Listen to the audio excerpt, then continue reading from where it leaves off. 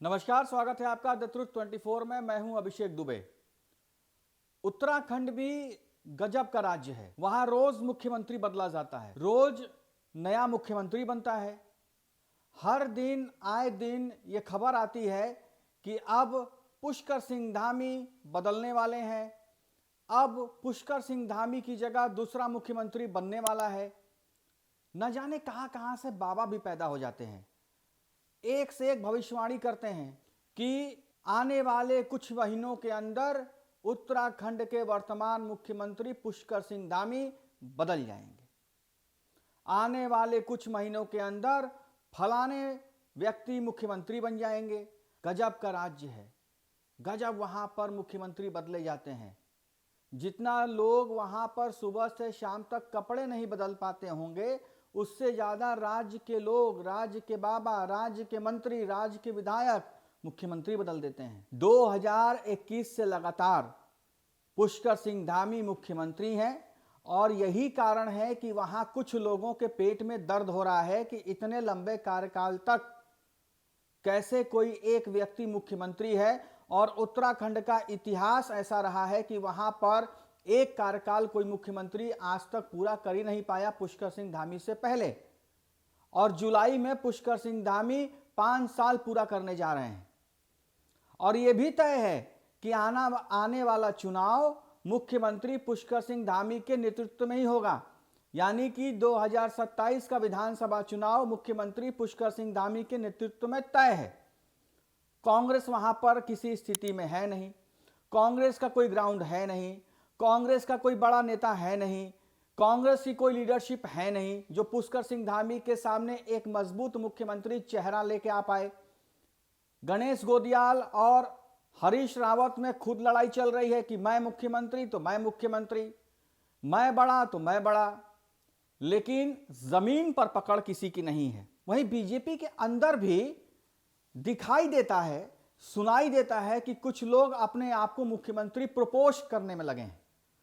अब कुछ दिन पहले अगर दिसंबर की बात करूं तो पूर्व मुख्यमंत्री और वर्तमान हरिद्वार से सांसद त्रिवेंद्र सिंह रावत को लेकर किसी बाबा ने एक भविष्यवाणी की थी कि त्रिवेंद्र सिंह रावत फिर से बन सकते हैं मुख्यमंत्री।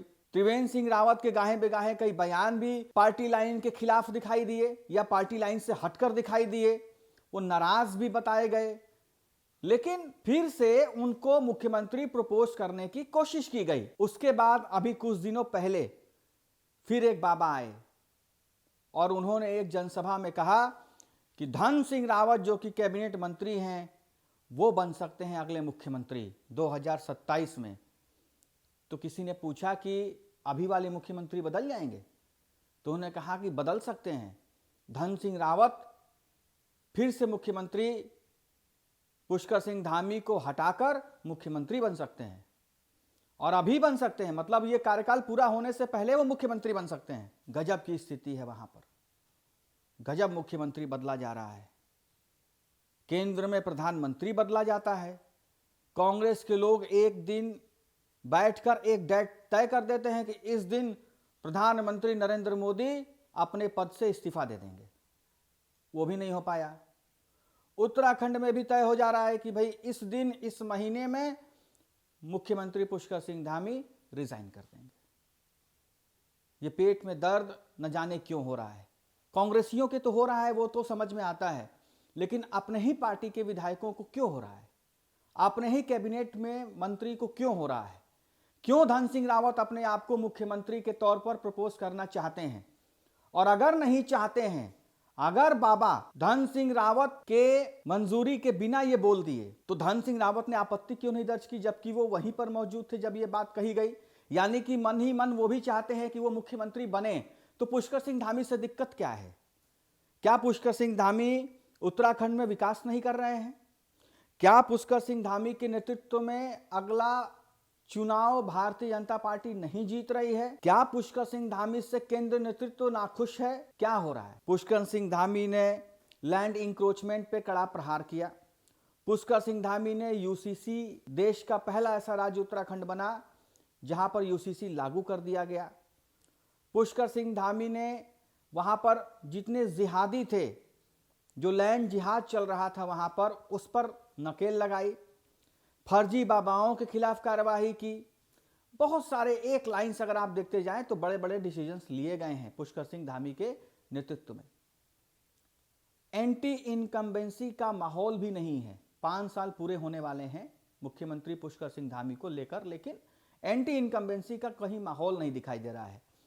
ग्राउंड सर्वे में पता चला है कि बीजेपी इस बार 45 से 50 सीट क्लीन स्वीप करने जा रही है पुष्कर सिंह धामी के नेतृत्व में। तो एक केंद्र नेतृत्व को क्या चाहिए कि किसी राज्य में उसके मुख्यमंत्री के खिलाफ कोई एंटी इनकम्बेंसी ना हो, राज्य शांति से अपना काम करता रहे, कोई बवाल वहां पर ना हो, किसी तरीके की कोई कानून व्यवस्था से खिलवाड़ ना हो, लॉ एंड ऑर्डर की कोई सिचुएशन ना पैदा हो, और केंद्र नेतृत्व के साथ मिलकर उनका मुख्यमंत्री काम करता रहे। ये सारे गुण मुख्यमंत्री पुष्कर सिंह धामी में हैं। तो फिर अपने ही लोगों को किस बात की दिक्कत है? क्या वो नहीं चाहते कि एक उनके बीच से ही आया हुआ व्यक्ति 5 साल और फिर अगला 5 साल के लिए मुख्यमंत्री बने और एक स्टेबल गवर्नमेंट, एक सशक्त गवर्नमेंट, एक मजबूत गवर्नमेंट उत्तराखंड को मिले और उत्तराखंड के इतिहास में यह भी दर्ज हो जाए कि पहली बार भारतीय जनता पार्टी का कोई मुख्यमंत्री 10 साल तक, एक मुख्यमंत्री 10 साल तक या 15 साल तक या 20 साल तक मुख्यमंत्री बना रहा और उसके नेतृत्व में लगातार उत्तराखंड आगे बढ़ता रहा।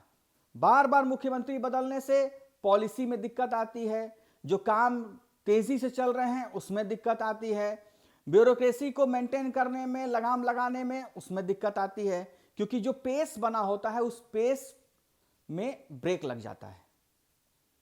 त्रिवेंद्र सिंह रावत हटे तो उनकी जगह कोई और मुख्यमंत्री आए और उसके बाद पुष्कर सिंह धामी आए। तीरथ सिंह रावत के बाद मुख्यमंत्री पुष्कर सिंह धामी बने और लगातार मुख्यमंत्री बने हुए हैं, अच्छा काम कर रहे हैं। और शायद यही दिक्कत है अपने ही पार्टी के अंदर बैठे कुछ लोगों को। कांग्रेस को दिक्कत है, ये लाजमी है, ये अच्छी बात है, होनी चाहिए, क्योंकि कांग्रेस ने अपने समय में 2017 से पहले उत्तराखंड का कितना विकास किया वो सबको पता है, कितना भ्रष्टाचार हुआ वो सबको पता है, कितने बवाल हुए, लॉ एंड ऑर्डर की क्या सिचुएशन थी ये सबको पता है। लेकिन आज अगर बीजेपी के अंदर के ही लोग अपने ही व्यक्ति के खिलाफ बोलेंगे जिससे कि बहुत ज्यादा प्रभाव नहीं पड़ता है तो शायद उनको दिक्कत होगी। केंद्र नेतृत्व को कोई दिक्कत नहीं, न राष्ट्रीय अध्यक्ष को दिक्कत है, न प्रधानमंत्री को दिक्कत है, क्योंकि उनके पास पल पल की रिपोर्ट होती है कि मुख्यमंत्री क्या कर रहे हैं और सरकार क्या कर रही है और राज्य में क्या चल रहा है। लेकिन कई बार होता यह है कि अपने भविष्य के ऊपर संकट को देखते हुए दूसरे को घेरने की कोशिश की जाती है, और यही चल रहा है उत्तराखंड में कुछ बीजेपी के अपने ही विधायकों के अंदर कि उनका भविष्य संकट में है, उनके काम सही नहीं है, वो कैपेबल नहीं है नेतृत्व कर पाने में। शायद हो सकता है कि बीजेपी इस बार 50% से ज्यादा विधायकों का टिकट काट दे, नए चेहरे आए। यह भी तय है नितिन नवीन के राष्ट्रीय अध्यक्ष बनने के बाद कि बीजेपी अब धीरे धीरे अपनी पूरी पार्टी के अंदर एक रिशफलिंग कर रही है और उस रिशफलिंग के अंदर युवा चेहरों को जगह मिल रही है।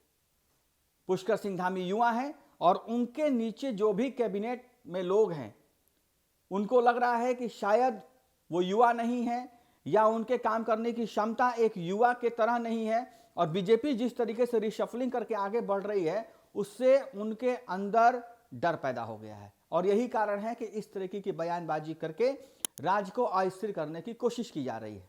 मुख्यमंत्री पुष्कर सिंह धामी लगातार अच्छा काम कर रहे हैं, युवा चेहरे हैं, और इस बार तय है कि कैबिनेट रिशफलिंग जब उत्तराखंड की होगी तो उसमें युवा चेहरे आपको दिखाई देंगे और 2027 विधानसभा चुनाव में भी बीजेपी 50% से ज्यादा सिटिंग विधायकों के टिकट काटकर युवा चेहरों को मौका देने जा रही है। और यही कारण है कि रोज उत्तराखंड में कपड़ों की तरह मुख्यमंत्री बदले जाने की अफवाहें उड़ती रहती है।